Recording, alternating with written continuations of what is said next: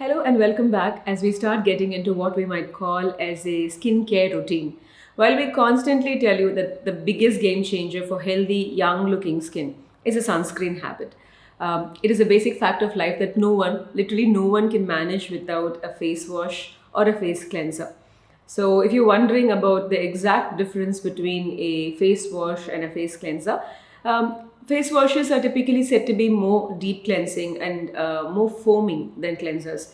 Besides this simple differentiation, there isn't a very significant difference between a cleanser and a face wash when it comes to practical usage. You may require one or the both at different times for different functions. So at this point, do not worry. You will not go very wrong in choosing one over another depending on the need that you are looking at. Before we look at some tips and tricks to choose the best face wash, let's look at the whole concept of the cleansing of the skin of the face a little in detail. To start with, why do we even need to cleanse the face? The one word answer, if you were to give me a 1 marks on this, it'd be sebum secretion. But for a 2 mark question, I could talk to you about how sebum acts like a dust trap for a lot of macro and micro particulate matter from the air, more so in the case of polluted environments, and how the constant exposure of the face and the neck to the environment with a lot of creases. Think about the eyelids, think about the nasolabial folds, think about the areas around the eyes. They all offer a very easy channel for the facial skin to acquire a lot of dirt and grime on it. If you give me 5 marks for this question, I would extend the answer a little bit more by talking about the constant input of sweat and sebum from a nearby high production unit, the scalp. And we are talking about a whole lot of incoming here. Say this is a 10-mark question, I would add to the discussion the amount of stuff that we add onto the skin surface under the category called cosmetics and personal care, which, if they are occlusive and oil based, lead to more sebum and more dust trapping, and the load on the surface of the skin increases even more. If this is a massive 15-mark question, I would definitely go on to discuss about how the layers of the dead skin cells, the layers that are constantly being shed out by the skin and their pigment load, how they form a good part of the stuff that needs to be cleansed off the skin for you to uncover radiant and young looking skin beneath. So if your teenager still refuses to wash his or her face, make them watch this channel. So yes, now that we have settled well on the fact that we must wash our faces, let's look at the products that we do use for this purpose. For the longest time, soaps were the only available cleaning agents. We used them for the face and the body and everywhere. Some of us even used it for the hair, for the same product literally all over. Some of us are still fine with this even now. So the first question is, do we really need a face wash as a separate entity, or is it okay to wash the face with whatever we use for the body as well? We will answer this question based on understanding what body wash you use. First is, what is your body cleanser like? Is it mostly high power and harsh like most soaps and body washes that we have around in the Indian market? If yes, it will invariably be able to clean the facial skin as well. The skin of the face is among the greasiest parts of the entire body, if you will excuse the scalp. And so most strong body washes will be able to clean the facial skin as well. Well, the problem is that they'll make the skin of the face pretty dry and sensitive if they are strong. But yes, technically speaking, a basic cleansing is possible. On the other hand, if you're using a milder body wash to conserve your skin's moisture, prevent the oils from being completely stripped off, or if you're using harsher products that over clean, they may not be able to work on the skin of the face. They may not be able to cleanse off the facial sebum and facial oil, or they may be too harsh. And so honestly, is there a need for a specialized facial cleanser? Absolutely yes. I'll give you an example. Can we go swimming with our regular street clothes on? We probably can. But do we do that? No. We use swimwear, or at least we don't use our street clothes most of the time. So this is the analogy for pleading a case for specialized products for washing the skin of your face. If all you're looking at is basic cleansing, anything goes. But when we want the skin to remain healthy, younger, not sensitive but glowing, not dull and congested but clear, free of blemishes and pores, clear without acne and without redness, we should consider a specialized face wash for the face. But can a face cleanser or a face wash do all of this? Well, most face cleansers claim all of this, but in reality, face cleansers can at best cleanse. They can achieve 3 main objectives that are very important and beneficial for healthy skin on the face. The first thing is that simply getting the grime off the face is a good enough objective.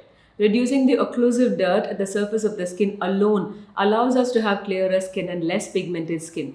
Effective cleansing also removes the top layers of the skin, which contains the dead cells that are loaded with the old melanin pigments. So, simply getting the dirt and the dead cells away helps to uncover clearer and radiant skin. The extent to how much a cleanser can take out the dead cells depends upon the level of exfoliation it provides, a role that's currently being taken over by standalone products like home peels. So, a good cleanser can clean the skin surface well without reducing beneficial surface moisture.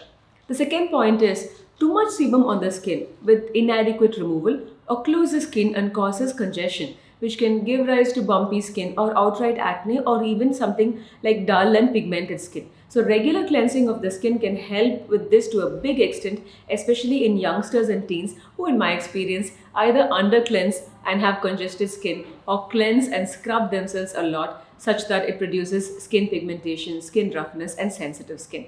So, a good skin cleanser can decongest the skin well and adequately. Which brings us to the third point: when the cleanser is good and is specifically able to cleanse the skin very well, we end up not scrubbing the skin too hard, be it to remove makeup or even to remove sunscreen products at times.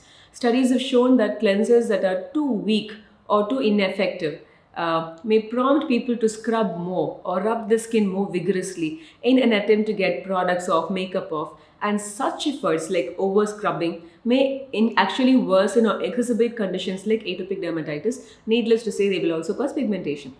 So, a good cleanser can also remove product residue. To sum up, a good cleanser needs to clean the surface and remove the dead cells and debris, including those from products, not be harsh on the skin, not strip the facial skin of all its healthy oils. So, how to look for such a cleanser when there are literally so many cleansers out there being birthed into the market by the minute? Some basic rules. Basically, the stuff to not do. When you're on treatment with a dermatologist, simply go with a cleanser suggested by your doctor. This is the basic rule of thumb. Someone who has seen you and is treating you probably knows the best way to take care of your skin while you are under their care. The second point is that if you are into DIY, know your skin very well and develop sensors to identify what the skin wants and how it behaves in different climates. If you're not sure of this, put yourself under the care of a dermatologist. DIY involves a lot of listening to the skin, iterating on the go, but it may not be a game that everyone can play. For example, some people are great at working out by themselves, right? Using YouTube videos, exercise apps. Me, I need a trainer. Sure, I understand the concepts, but I feel I respond much better. My body responds much better when I work out with a trainer directly in class with me. So there are different approaches to doing skincare as well. You need to choose one that works for you best. So the bottom line is this: don't get into DIY if you're likely to be influenced by every single product out there. Product needs and recommendations must come from your skin and your understanding of your skin.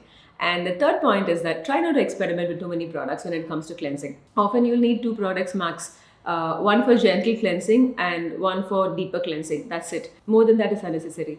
And the fourth point is some actives in the cleansers will work, some won't. For example, agents containing salicylic acid and benzoyl peroxide, they work very well, while those containing peptides and botanical agents may not work very well. This relates to a lot of the size of the active and the time of contact needed for the active to work. Where classically agents like salicylic acid are typically known for their quick action in and out, but peptides need time on contact. Generally, avoid face washes containing gritty matter which don't dissolve on contact with water. These may give you long-term skin roughness and pigmentation than actual exfoliation. These are called scrubbing versus exfoliation, which happens with chemical exfoliators, and physical scrubs are best avoided. Now, if you're someone who loves nature, you might also want to avoid the ones with plastic microbeads and sponges. You can see them as beautifully colored dots inside your product. I'll be honest here. There are many skincare products which contain microplastics in them, like all the emulsifiers and stuff. We can't really avoid them all for the product to be there, but such microbeads which are put in purely for aesthetic look and feel good appearance is not required at all. Now we talk about the stuff to do. This again involves answering a few questions like gender differences when choosing a face wash, different face cleansers for different ages, choice of face washes or cleansers for specific and special situations like pregnancy and nursing, sensitive skin types, post-procedure, post-laser or post-treatment face washes. Now, face washes with added benefits for people with acne or oily skin and so on. Most importantly, how to make a proper product choice. We will delve deep into each of these questions in the upcoming episodes and then move on to working on the ingredients to choose from and the stuff to avoid. And oh yes, Do let me know if you missed the Kutti story in this episode, and we'll go back to adding one again. See you soon, and you take care.